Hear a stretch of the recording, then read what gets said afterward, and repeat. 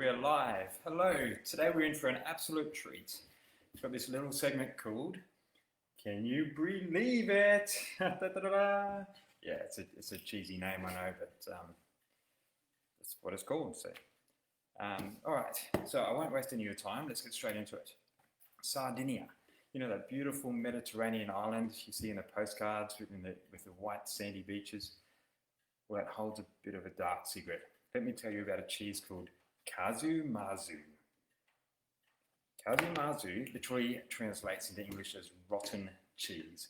Now, it's a sheep's milk cheese, and it starts out much like a good pecorino cheese, but there's this twist. Cheesemakers, what they do in this island of Sardinia, they cut the top off the wheel and they leave the cheese outside in the Mediterranean heat, allowing the cheese flies to lay their larvae on the cheese. Now the eggs hatch into maggots, and over the next 2 to 3 months the maggots begin to eat through the cheese, literally consuming the body of the cheese and excreting it out again, transforming the flavour and texture into like a smooth, creamy yet sour and complex cheese. They tell me it's very much the acquired taste. I haven't had the opportunity to taste it yet. Now, maggots, they act a bit like a miner's canary. You see, the cheese is considered unsafe to eat when the maggots have died.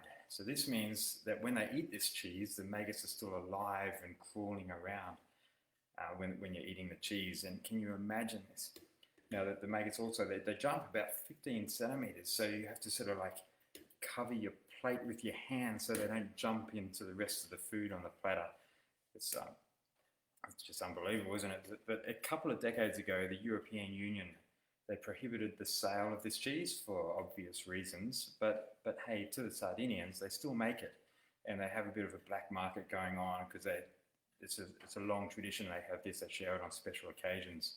So to them, it's much more than a cheese. It's a deep part of their culture. Can you believe it? I'll be back next week for more cheesy goodness.